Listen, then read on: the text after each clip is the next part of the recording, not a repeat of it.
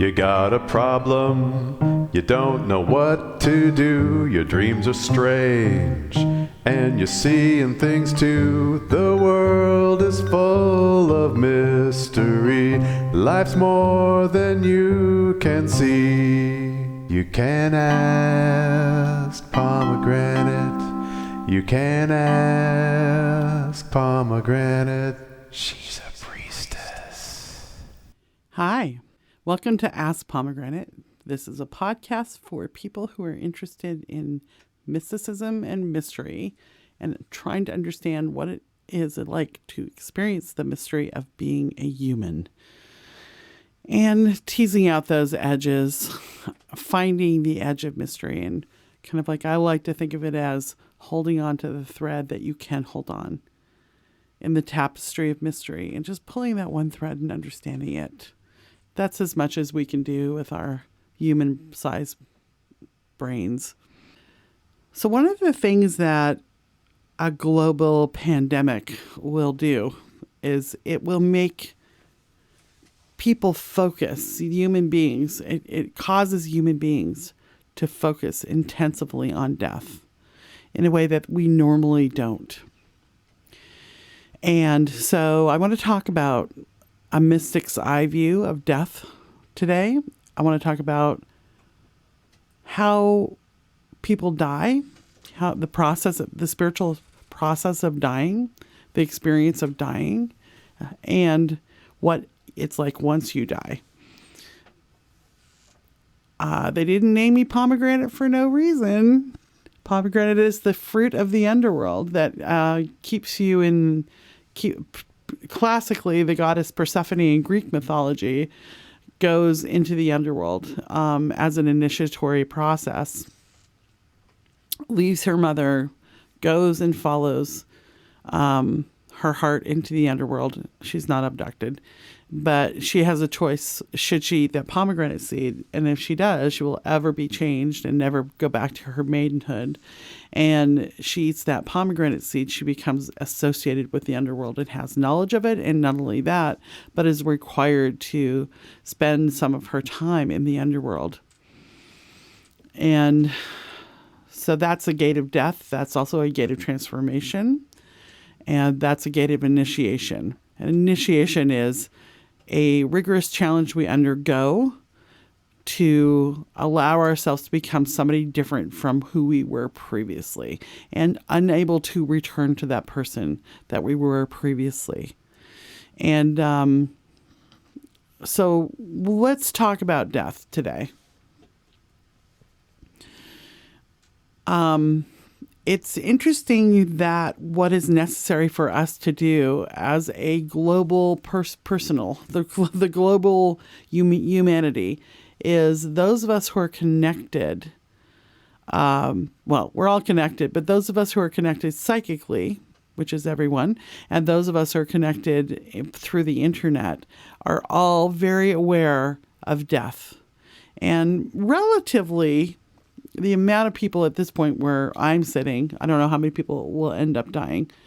It's not the level that the last global pandemic brought. The last global pandemic was so big, we don't know, was it 50 million or 100 million? We don't actually know how many people died, but it's 50 million at that era, the 1900s, I think it was 1917.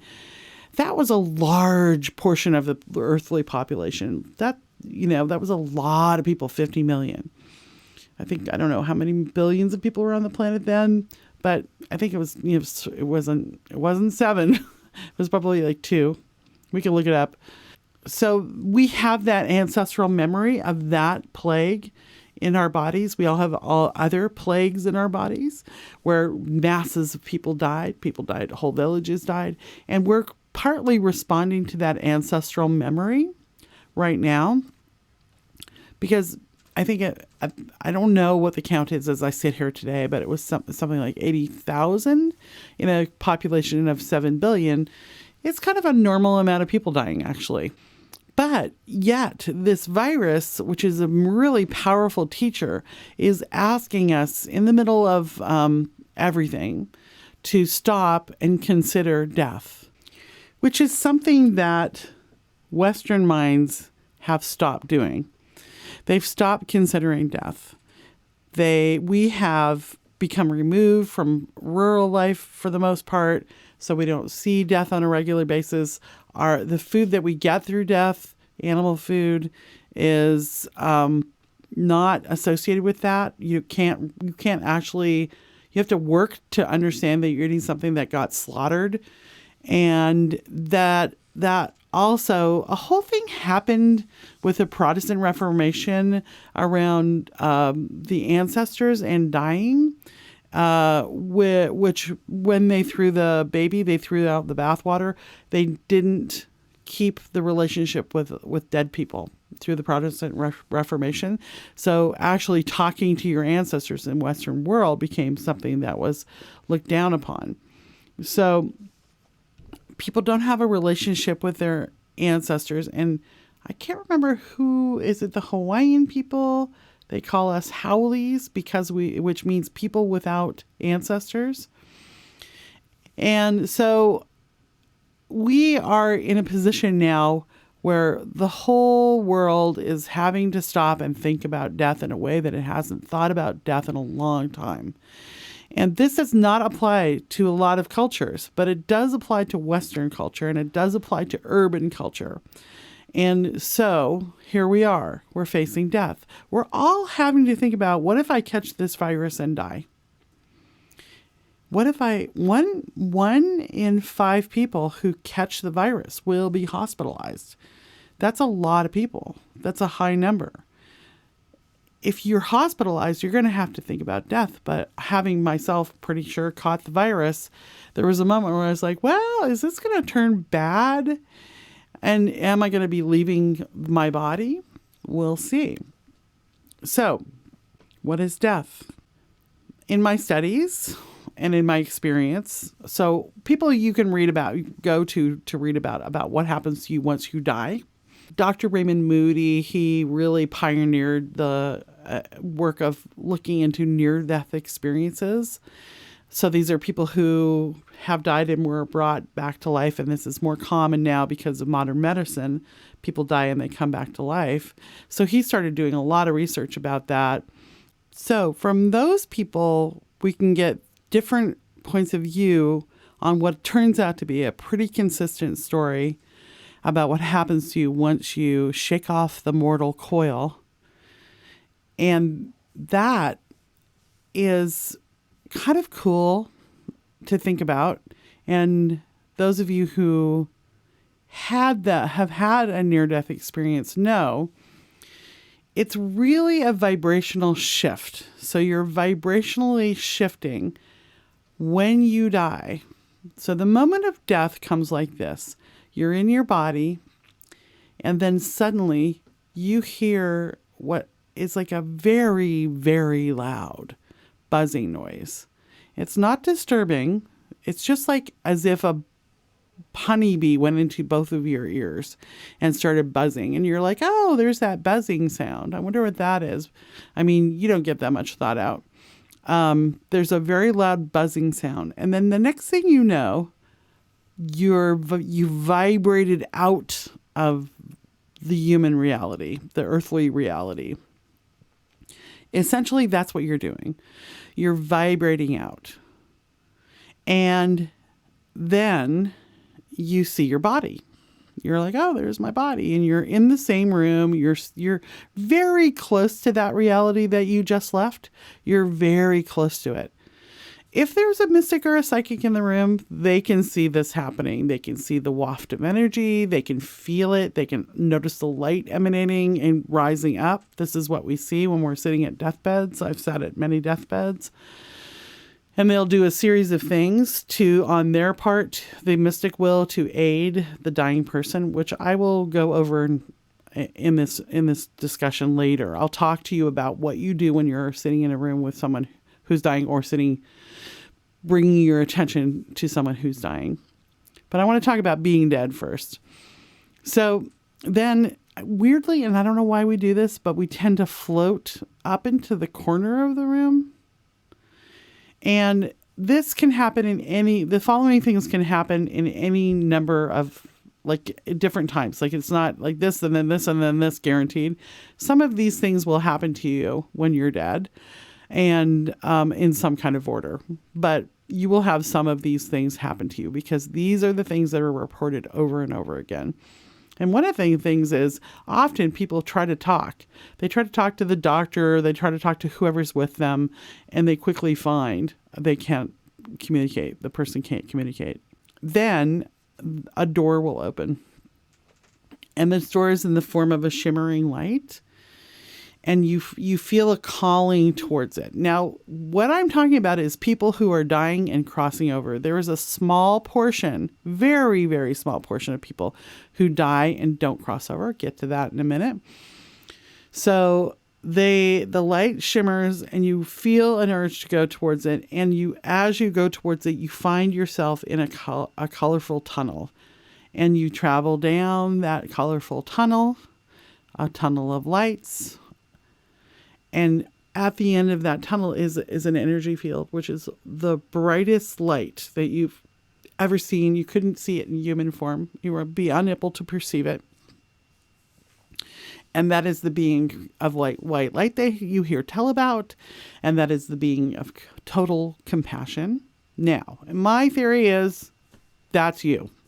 That's your front porch light. That's your celestial realm chakra that sits right above your head. Now just put your arm up and, and like right on top of your head is a white light. And some people call it a halo, and it's about a foot above your head. And you can just feel it there. That's where you're going when you die. That's my theory. And that's you. That's your soul level you. That's your one who's been recording everything you've done. And that's the one that's held you in complete compassion the whole time. Because nobody expects anything out of you other than what you're capable of. Okay? Like nobody in this other vibration, in the death world, realm of the dead, expects anything out of you other than what you're capable of. So you meet with that being, and often you will have ancestors around. Now they'll appear at any time during this period process. These are people who love you, you love them, and they're there to help you. And if sometimes there are people you don't even know, we like to call those people the beautiful dead. And the beautiful dead are ancestors that help us cross over. And they're there to guide you, to just go, hey, you're dead. It's cool. Don't get lost in that little pool of people who don't cross over. Come on, let's go. Yay. When you're dead, it's more real than anything else. As Roger Ebert said when on his deathbed, his final words were, this whole thing is a hoax. And when you're dead, you're like, oh, that is like the human life. The earthly realm is like not real. It's actually just a total hologram. It's like watching a really, really good 3-dimensional movie, or it's the holodeck from Star Trek. It's not real. And you feel it because you go into what is more real. You have a life review in which you are held in total compassion and love. I'm not going to go too far into the story because I've said this in other podcasts, and you can also read it in these books that I've mentioned to you and do your own research or go to YouTube and listen to these stories. What I do want you to understand is that what happens in death is you become aware of the fact that you are literally made out of light and vibration. You're made out of light and sound. That is what you're made out of. And that is actually what manifests your earthly body. So you manifest your earthly body through that vibration and light coming together in a certain pattern and creating this hologram of the earthly life. This is why I don't get too disturbed about death. Because I have died. I've had a near-death experience. And that was cool. What wasn't cool was coming back into my body. Not cool, but also cool because I like being here. But I want you to understand that you're gonna die, and when you do, you're gonna change your vibration from this vibration, and how you can understand this is, when you go to see a really good movie and you get completely invested in it and you go through the experience of it, and then the movie turns off and you're like, oh, that was just light and sound that made me have that experience. And I was so in it. It's sort of like that, except for you're the light and sound. When you have an near-death experience and you come back, you go, oh, my vibration needs to, I've got this vibrational thing that I get to do. So you learn how to manage that so that you can do your best at emanating what you want to emanate. Okay, so that's death. So dead people are fine, except for the ones that aren't. And there's a few that aren't. So in my experience as a priestess of death, and I work with a lot of otherworldly beings, ancestors, people who've died come back, but I work a lot with the very few people who die and can't cross over, who can't see the light or can't get the ancestral help, or just for whatever reason. And I would say that is about like 1% of the people who die. I mean, I wouldn't even go so far as to say 3. It's probably 1%, but 1% is a lot when you're talking 7 billion. So there is a thing that can happen when you die where you're so in the hologram of life and so invested in it and so emotionally overwrought or so emotionally, psychologically clingy and needy, or in so much pain and in so much negativity and casting so much pain about, causing so much pain, or being injured, being in pain, that you are unable to receive the blessing of death. Or you're in so much fear. This is why we got to not fear death. This is honestly what I think the pandemic is partly for. It's partly for teaching us, again, remember, don't fear death. So these 1% of people who die and can't cross over, they become, of course, ghosts. And I differentiate between ancestors. Ancestors are people who have successfully crossed over, had their life reviewed, done whatever else happens over there, and then come back to visit. From that perspective, and from that perspective, they are now helpful. An ancestor is inherently helpful. If they become an ancestor, they've become helpful because they've learned from their mistakes. It's Jacob Marley in the Dickens tale when he visits Scrooge. He is an ancestor. He's coming back to be helpful. He's coming back to say, look, you're causing harm. You need to change. There's things you can do differently. I believe in you. There's still time. There was always still time for you to change the way that you're living. And that ancestor is a helpful ancestor. So when the 1% dies and is unable to cross over, they don't become ancestors. They become ghosts, or as I call them, the unquiet dead. The unquiet dead are harmful. They're never good. A ghost is never good. And they were kind of probably harmful to themselves or others in life, and they're going to be harmful in death. The good news is that there is no end of ancestors, also known as beautiful dead, who are trying to help those folks. No end. There's always people who are dead coming and trying to help those people cross over. And there's no end to us priestesses on earth who are like, our job is to ghost bust. We're supposed to go and help those ghosts cross over. It's not their fault. It's really not their fault. It's just a thing that happens. It's just a little cul-de-sac. They get trapped and sometimes they just need more time to integrate that they're dead. And so one of the places we can send them or suggest to them to go if they're not ready to cross over is the Roadhouse of the Dead, which is a place in between these two realms that is so similar to the earthly life. They might forget that they're dead again, but they get to play out whatever they need to play out in order to leave.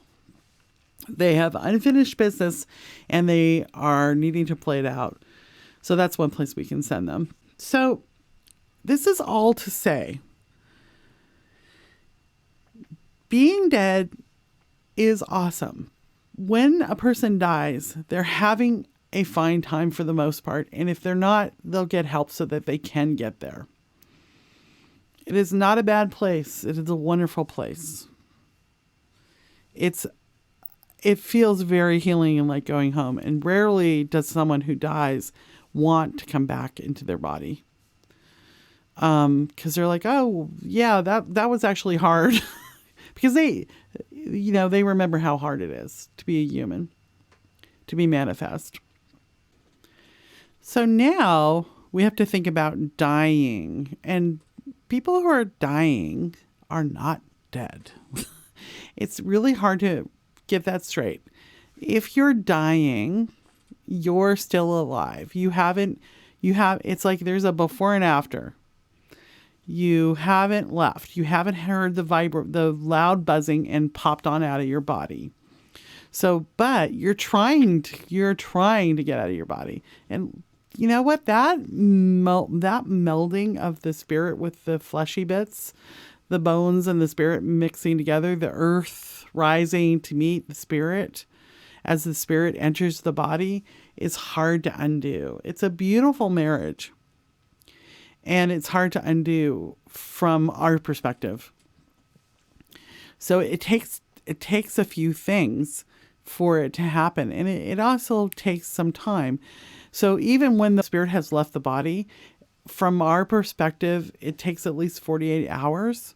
Better it be 72 for that spirit to fully have retrieved all of the bits. From the spirit's body, there's no time, so it's like whatever. But from our perspective, it needs 72 hours. You need to let the body lay. We don't do that anymore in Western culture. The process of dying itself is a process of that unknitting that spirit from the bones. And there's two people involved in that. And there's two people involved in your existence as a human. One of those people is the flesh. It's the earth part. And that's the bones and the blood and the breath and the muscles. And that's all and the fire, the heat. That's all the elementals that make up this body. And then there's the vibrational light being, body, soul, spirit that goes into that body. And they become a marriage. They become a relationship. And at the end of life, we undo that. And if you're not dying instantly, that's going to take some time. Even if you are dying instantly, it's helpful to have some help with that unknitting. One of the things that makes people get lost is dying so fast that they have no chance to understand they were about to die. And especially if they didn't pick up on the premonitions beforehand. So that knitting together is being undone. You're shifting. You're making a shift. And one of the ways you can think about that, if you're in the presence of a dying person, if you have the opportunity to sit, which more and more of us do, to sit with someone who's dying. And that, I understand that there are many people dying, people cannot be near, but actual physical proximity is not necessary to do this next bit. Bringing your awareness of that dying body into your mind is just as good as sitting in the room. But when we're sitting in a room with a dying person, if we can learn to connect to our own body, that's called grounding. Connecting to your own body is called grounding. That's what grounding is. Grounding is connecting to the fact that you have a physical form.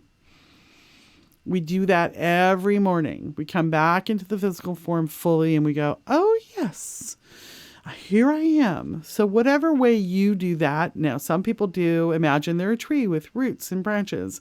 And some people just like to feel their feet on the ground and feel their butt in the chair and to feel the air fill their lungs, and that's enough of a grounding. But notice you have a body. That's your job first.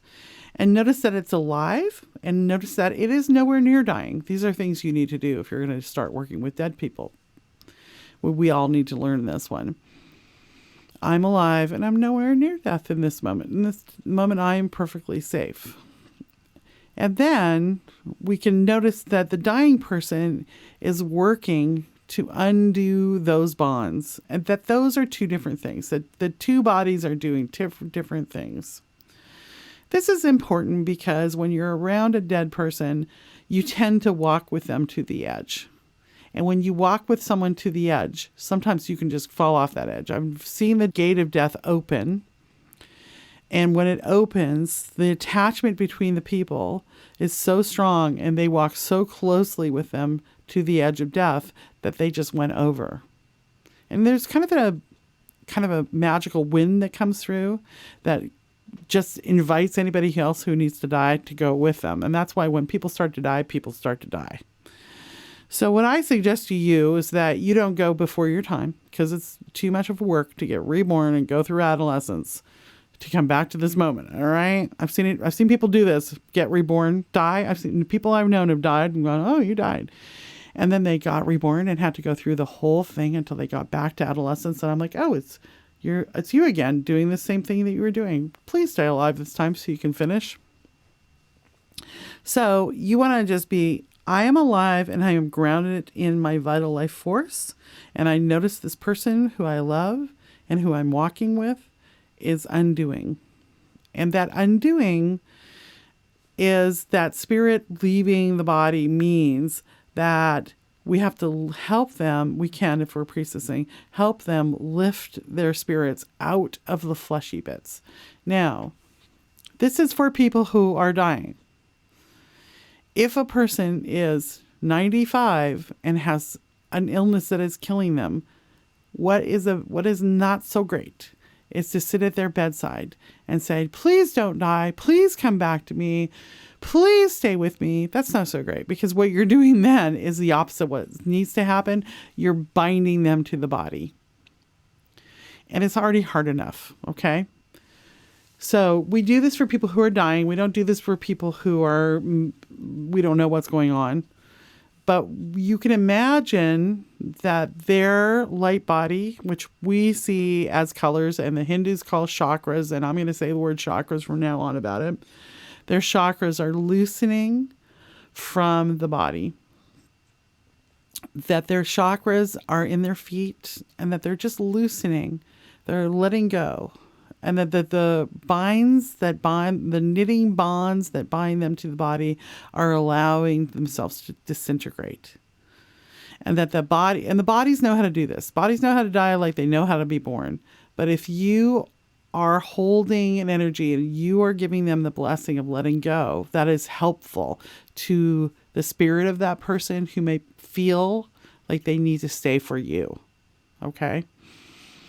So we let them go. They've got chakras in their hands and their feet. And then there's 7 chakras through their body that can loosen and let go. And sort of like as a prayer and a blessing, you can just pray over each one of those chakras and ask them to let go.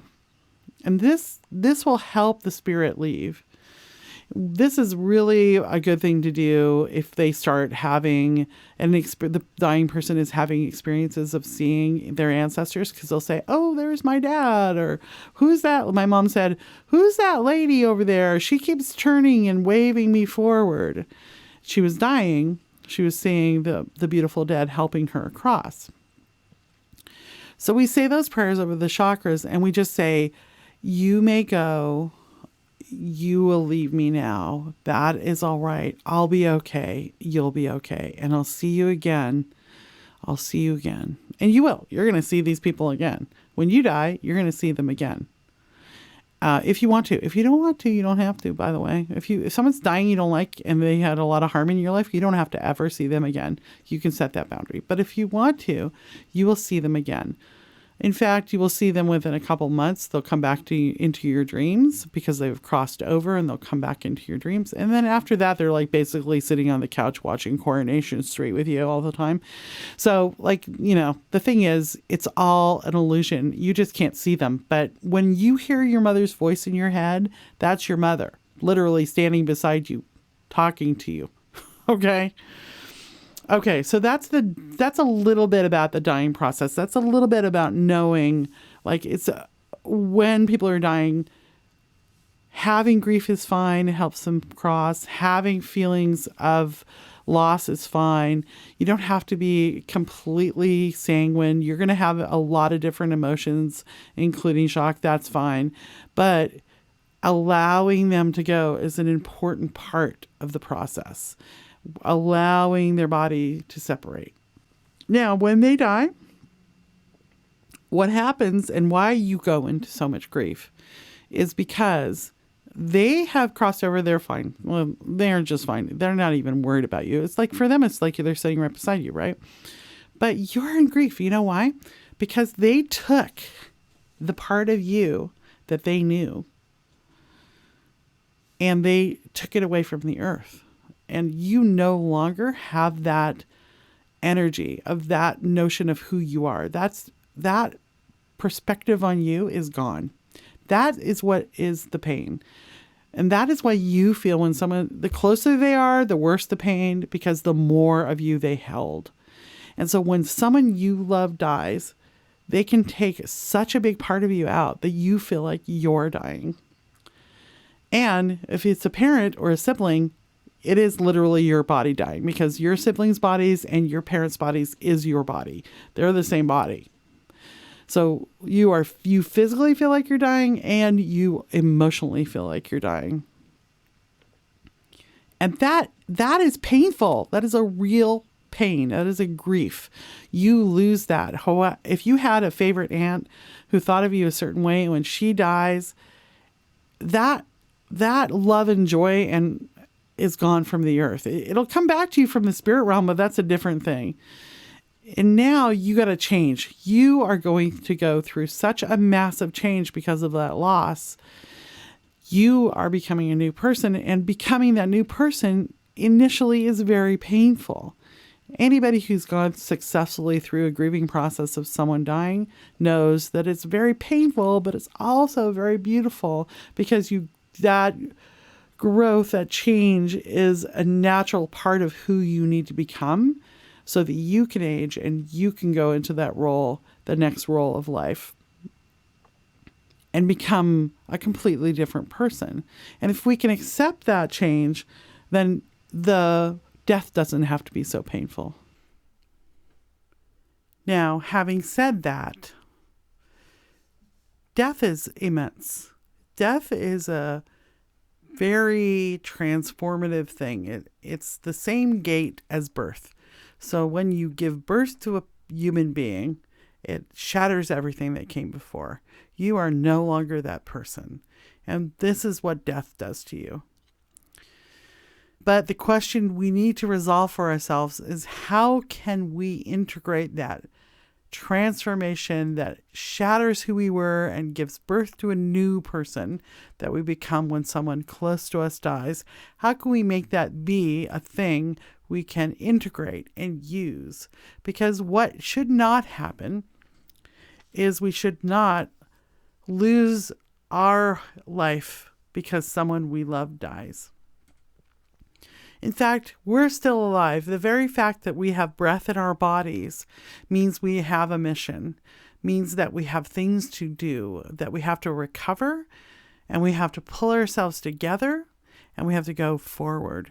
And there are tools for that. When someone you love dies, and even when someone you don't love dies, you go into a grief. And that grief will never leave you. What doesn't work is being in a grief that paralyzes you for life. But the grief that you experience, it's a kind of sadness you can never accept. And that's the difference between profound sadness and grief. Grief is the thing that will never leave you. And trying to recover from that grief and make it go away won't work. You're now a different person. You're now a person with a broken heart. And it's about learning to live with that broken heart.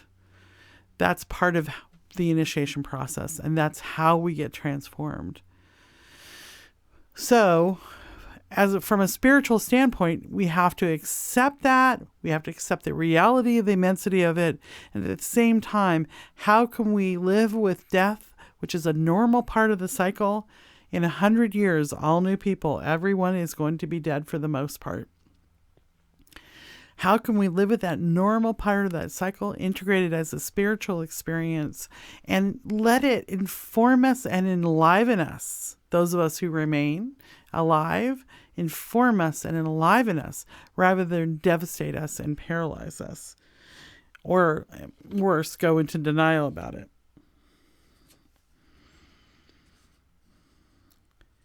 Death is our friend. When we are born, a being is born alongside us that walks with us every moment of the day. It's a kind of spirit guide, and it is our death. And when our time comes, when your time comes, you have to rely on your body. This body knows how to go back to the earth. It knows how to become a part of everything in the earth again. It knows how to disintegrate and become the water, the air, the fire, and the earth itself. It knows how to send the minerals back in. And we have to trust it. When we're with a dying person, we have to trust the body and the spirit know what to do. We can say our prayers, and we can help. And you can rely on that body. Remembering that being dead is kind of fun. Dying is often awful, frankly, being around dying people, but it's powerful. All of this is from my experience, and other people have different experiences, and those are all fine too, and mine's fine, and you have your own. So always rely on your own inner wisdom. And we all need help. So some of the places that I would recommend that you could find help is by reading Andrea and Stephen Levine's books on death and dying. They have a whole bunch of stuff going with hospice care. Well, Stephen's now dead. Hi, Stephen. He's probably in the room. One of the books I recommend is Who Dies? ? I love that title. Who Dies? Who doesn't? Who Dies? An investigation of conscious living and conscious dying, unattended sorrow, and recovering from loss and reviving the heart. A beautiful book about death and dying. And then if you're interested in near-death experiences, you can look up Dr. Raymond Moody. He wrote many books, and he wrote one book called Life After Life, which is about his investigations in NDEs. And that's where we find that everybody has kind of the same experiences all over the world. You could check out Elizabeth Kubler-Ross's work on grief and the stages of grief. She's one of the leading people, and she writes about the 5 stages of grief, which are denial, anger, bargaining, depression, and acceptance. And she wrote this as a part of framework that makes up our learning to live with the one we lost. And then more people who died and came back and have stories to tell. Betty Eady, she wrote a book called Embraced by the Light. And Daniel Brinkley, he died 3 different times. This guy kept dying. He's still alive today. Came back every time. He wrote a book called Saved by the Light. So these books might be of use to you. So let's all just take a breath in and remember that we have been manifest and we're still here. And that means we still have love to give, and we still have mistakes to make, and we still have ancestors sitting with us, and your ancestors are with you now. That death is a doorway, and whatever happens when you die happens. But there'll always be help on both sides of the veil for you, and there's always help on both sides of the veil for those who are passing now. And my prayer goes out to all the people who are crossing over.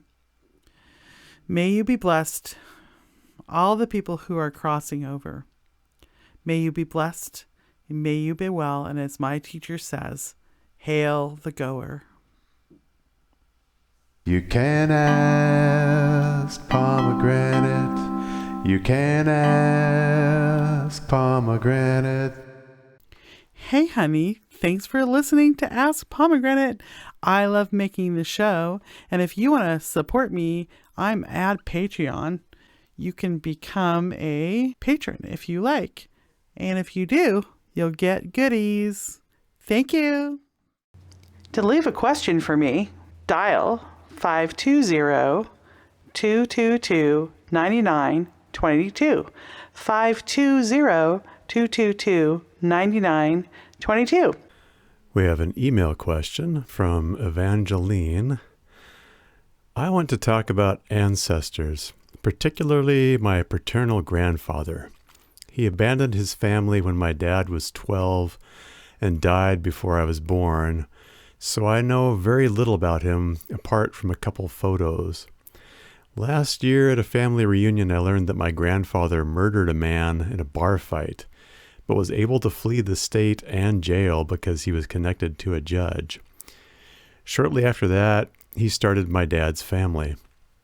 Since learning this information about my grandfather, I have been more and more aware of my own anger and rage. I am capable of thinking up gruesome retaliations for people who have hurt me.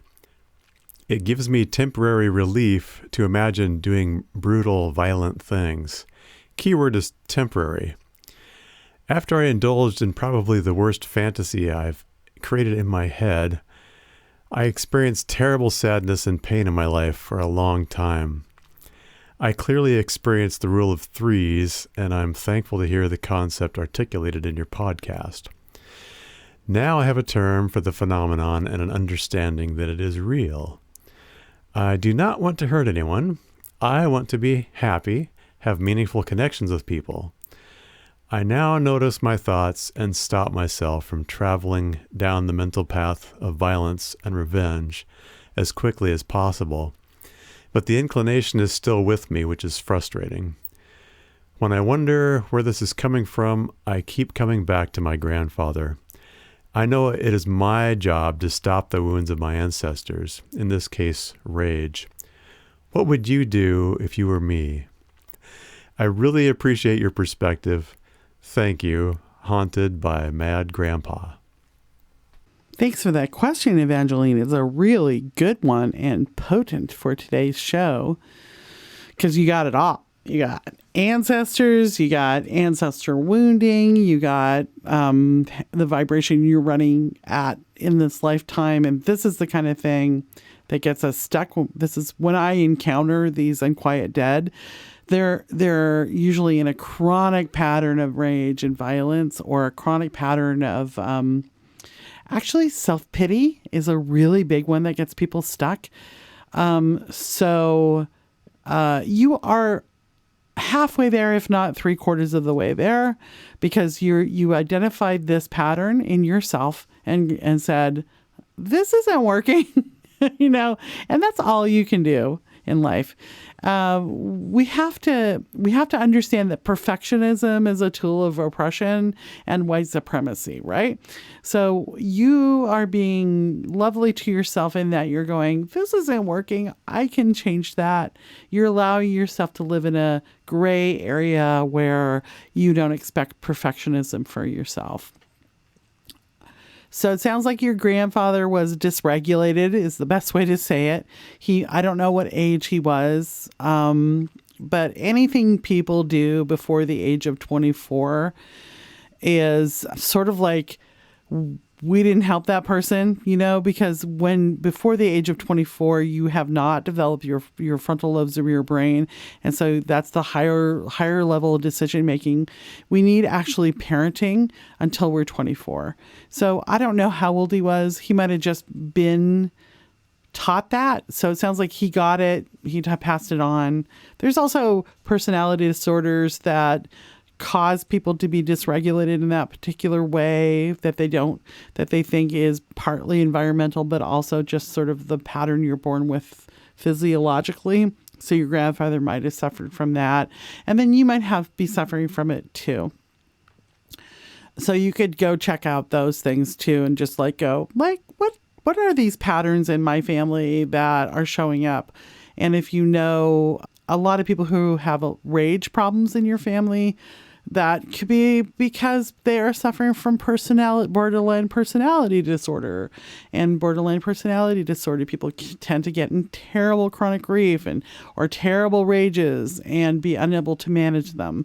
It's called being dysregulated. And then they might even go so far as to cause, if you mix that with alcohol, which is one of the ways people manage it, then, it can end up with your grandfather's scenario. And then, of course, not being able to take responsibility for that sort of damned his life in a way.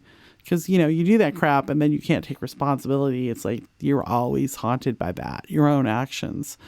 So you're dealing with ancestral wounding and you know that. And what you're recognizing is that generating that story about vengeance is generating an environment of violence in your life. So if I sit there and I allow myself to get angry at people and do not cultivate compassion towards others, I am generating a field of anger. It's actually hostility. It's not anger. Anger is an emotion, and anger is a feeling of like, I don't like this and I need to set a boundary. It's sort of like the last emotion. You go through all the other ones, and if you don't attend to them, you get to anger and you're like, that's it. I got to set a boundary. I don't like this. And it's just, that's it. And then that's all it is. And then it should dissipate after that.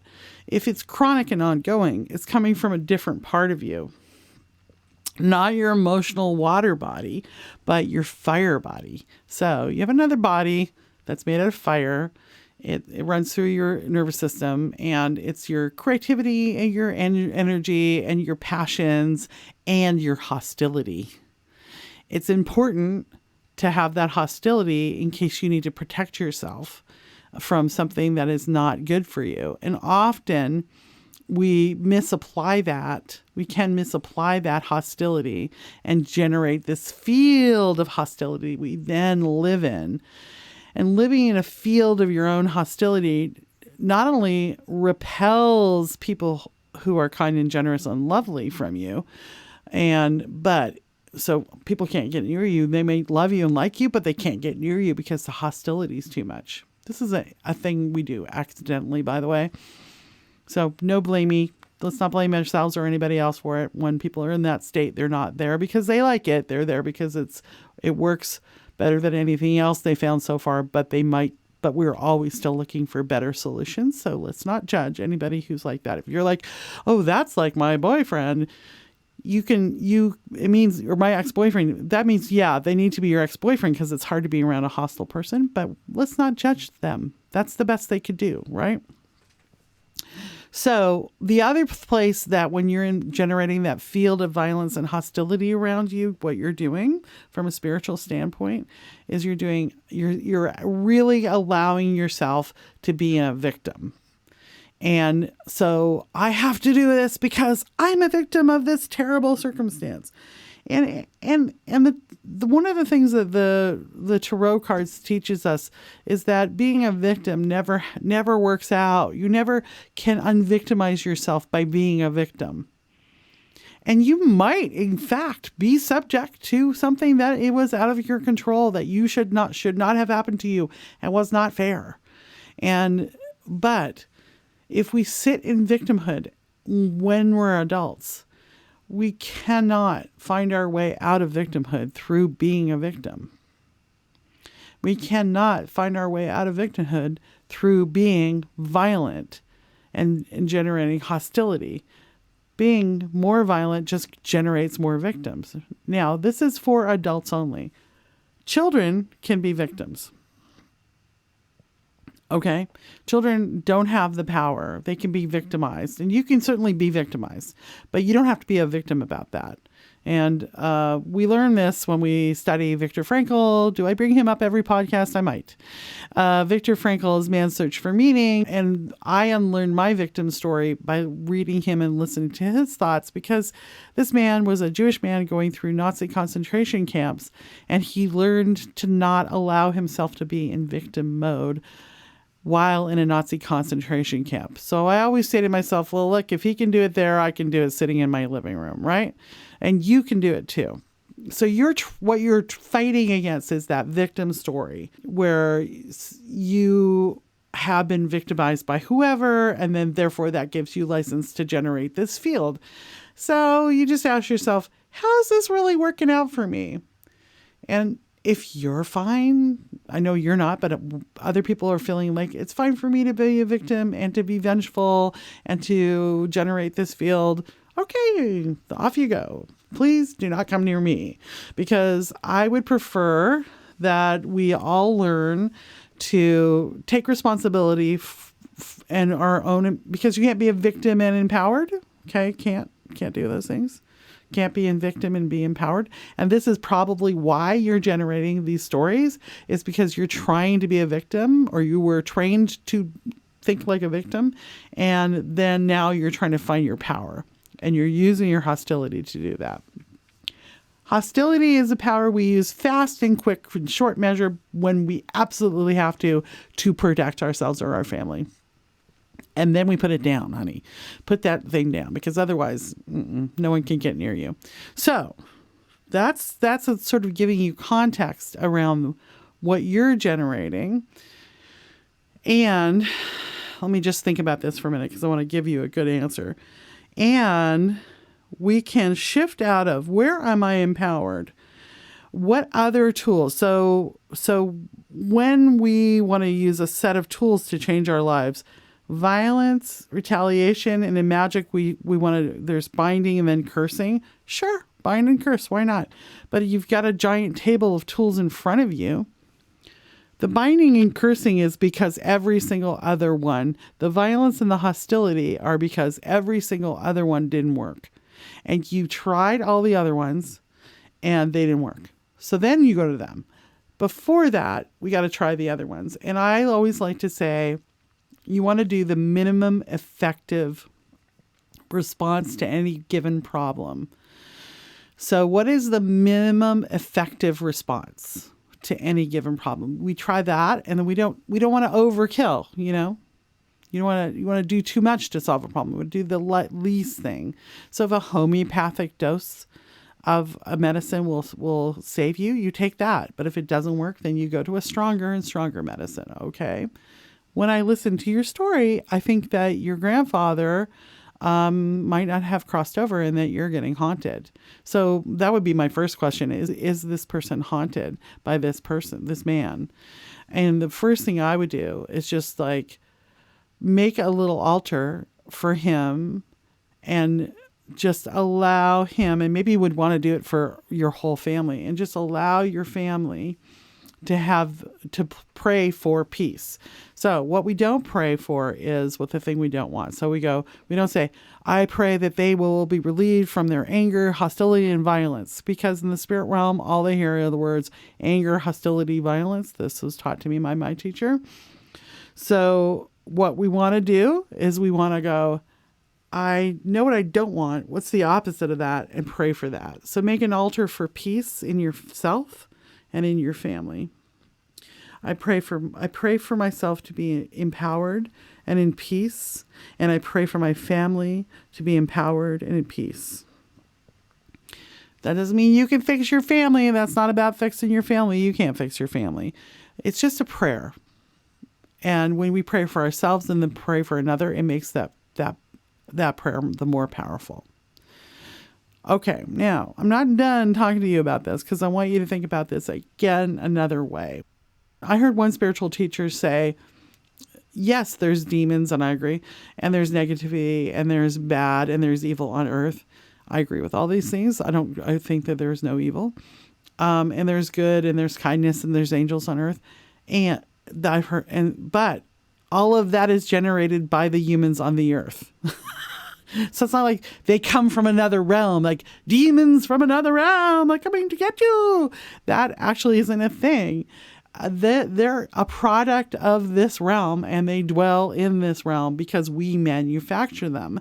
And so this is what I say. A prayer is a blessing. So when you pray for yourself or others, you're generating a power field around you, and you're sending that blessing out to that being, yourself or others.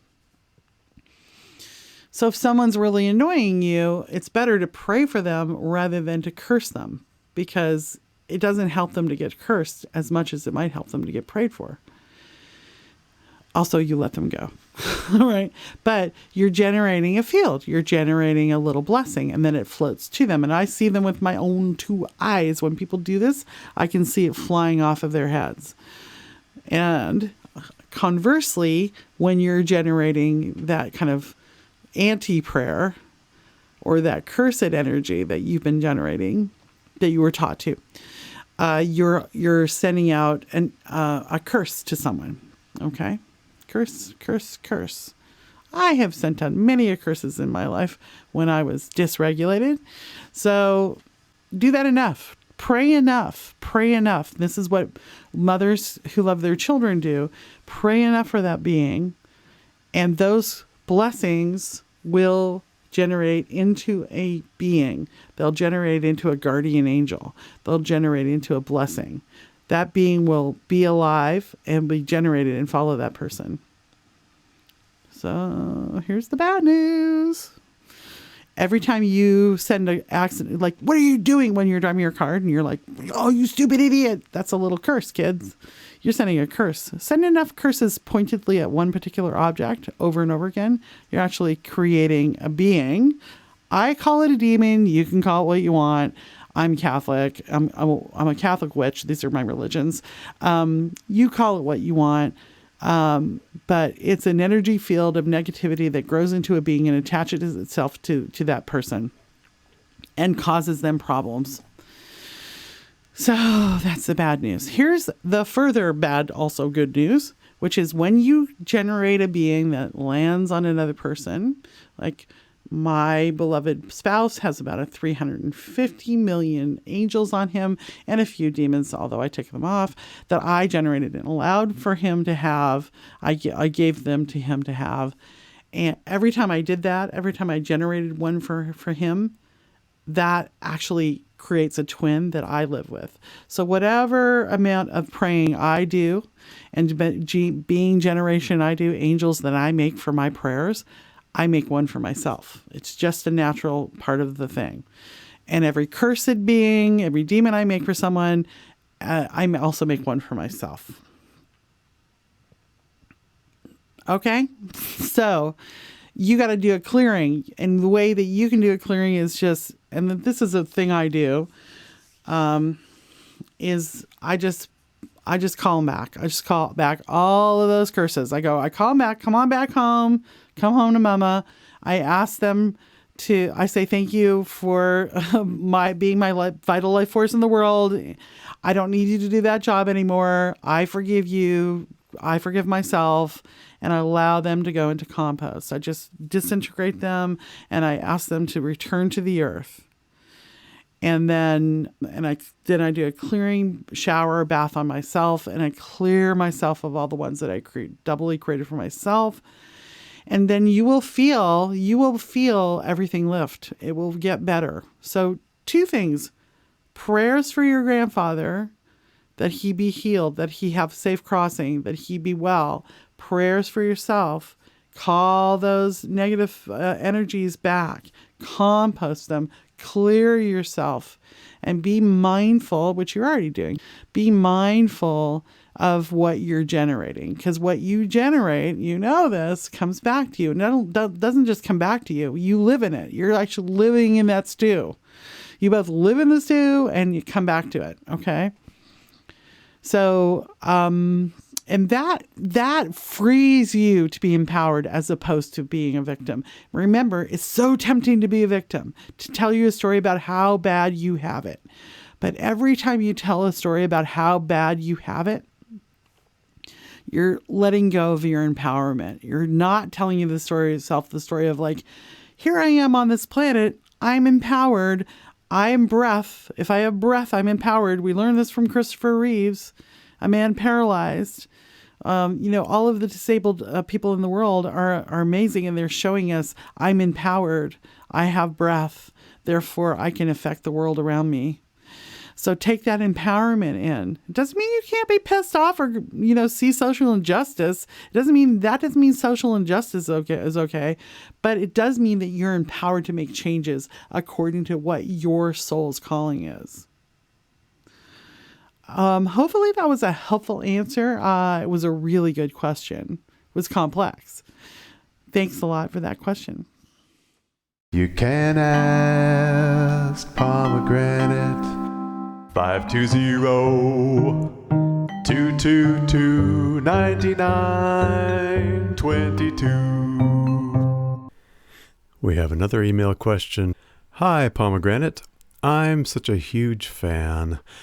I would like to talk about parental suicide, what the impact of that is magically and ancestrally, and how to tell if I have my dad's ghost following me around. I've had a couple of experiences that make me question if I should be preparing to deal with that kind of thing. I'm mostly wondering if the impact he's had on me since he's died is indicative of him having moved on, or of him taking the form of a ghost. All my very best, Sarah Jane. Thanks, Sarah Jane. I'm a huge fan of you too. So that's great to know. I'm a huge fan of everybody. I'm a natural fan girl. So yeah, this is good because it helps me clarify the questions that came up from the last question some more. So how to tell the difference between an ancestor and an unquiet dead. So ancestors do not make you cold. First, unquiet dead ghosts, they are cold. You start to get weirdly cold in your house or wherever you are. If you're in a place and you shouldn't be cold, but you are cold and you're kind of shivering, or anybody else feels that way, that's a ghost. Ghosts are cold. I don't know. I can't. Why? Why is that true? I've never asked that question before, but it is true. They make you cold. And an ancestor is not going to be cold. An ancestor might come with a vibration of how they died, and an unquiet dead will not do that either. So like if you have a sense that there's somebody nearby and you get a symptom of that dying process, like in your body, psychics will have this. So sometimes I'll just start to feel like I'm having this is terrible that happens. I'll start to feel like I'm having a heart attack and I'll go, am I having a heart attack? Maybe I'm 57 now. Maybe I am having a heart attack. I have to say, does anybody here have an ancestor who died from a heart attack?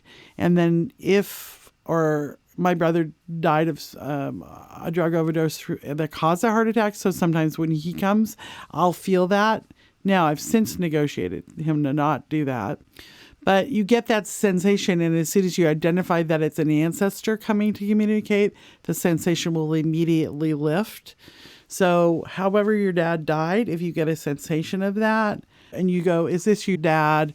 And it lifts, then your dad is an ancestor and he's fine. Ancestors fine, ghosts, unquiet dead, not fine. But ghosts don't carry the signature of their death because they can't believe they're dead or they don't want to get invested in that death thing. So that's two different ways of differentiating. Another thing an ancestor will come with that ghosts will not is they'll come with a scent of them, like something that was special about them. Like my Auntie Grace, I'll just smell her makeup area that she used to have in the house. I lived with her I grew up with her in my house, and that makeup area will come to me, and I'll go, Auntie Grace. And that's when she particularly wants my attention. That's an ancestor thing. Ancestors will be helpful and they'll give you support or guidance, or sometimes my dad comes and just continuously lectures me every time I pick up a knife because my dad was a butcher, and I'm like, Dad, don't worry, I'm not going to cut my finger off. I'm doing this right. It's like, it got to be a little much. So very protective. So those are some differentiations from that. Also, ghosts will create a really thin fog. And I'm convinced mostly everybody can see them. So you know how you go somewhere and you just sort of like go, why is there a little thin fog over that person over there? Why? It's just like in a certain light, there's a thin fog. That's them being haunted by a ghost. And you'll just see like a thin fog hovering in the living room or something. That's a ghost. And the other final thing is when you have an ancestor come to visit you, you feel good. You feel like, yes, something nice is happening. And when you have a ghost, you might feel uncomfortable. You might feel irritated and agitated and like a little like, ew, like, can I move away from this? And that's the real clear pattern. So if you think about your dad and you feel, what do you feel? Do you feel good? Do you feel cold? Do you feel agitated? Do you feel happy? Do you smell something? And weirdly, it is true that the ancestor will bring the symptoms of the death. It's a vibrational thing. They come near us, so they're vibrating back into that form they were in life, and they vibrate into the latest one, the most recent one. They can unlearn that once you get another signature for their presence. So if it's an ancestor, what you want to do is you want to sit quietly. Imagine that you have a circle around you of protection. Candles are nice. They help. And light a candle. And you want to just call your dad. And if he can show it, say, come to me if you're an ancestor. And if he'll come to you. You'll feel, you'll smell, you'll hear, and also if he's an ancestor and he crossed over, they will give you signals. So they will send you a butterfly or a penny, or my dad flickers the lights on and off. They'll give you a signal. Only ancestors can do that. Ghosts are dysregulated. They can't. They're just messy. They're just like a kid throwing a tantrum, really. Or like someone who drank too much and is roaring down the street in a drunken tirade, right? So you want to ask your dad to come in, and then you want to say, okay, now that you're here, can you give me a signal if you don't already have one? So if they'll flash something in your mind, or you'll feel it in your body, you'll feel a buzzing down your arms or a tingling in your ears, you'll smell something, or you'll hear a song in your head, or you'll taste something. That's the indication that they're there. Smells are very potent for me, so I often get smells, but my little niece sends me a white butterfly. Actually, they're probably cabbage moths. She sends me a little cabbage moth. So that's one way to identify them. And if he's a ghost, and the answer is, I see fogs, I feel cold, he causes me trouble. Like, ghosts are always causing minor trouble. So in conclusion, we can all, if it's our work, help the people who are dying or trying to cross over just by having a little altar or saying a little prayer. If it's your job, when there is a time of a pandemic, for instance, or a lot of people seem to be crossing over and you're really noticing that, you can just say a little blessing. You can just say, may your crossing be clear, may the way be open. And for you to remind yourself that you're going to die, that you will come to the end and you will unknit from this earthly veil. And this body that you're in right now will carry the stories into the earth of your life. It will carry the tale of everything you did, and it will remain here. And that's an ancestor we call those who remain. That story, your life story, everything you did, thought, or was, goes into the earth and goes into the story of the earth. And your spirit will leave, and it will take the stories with them and bring it over to the other side. And that's what we're doing. We're coming and we're going, and we're telling stories. Stories of life and death. Many blessings to you. You can ask Pomegranate. You can ask Pomegranate.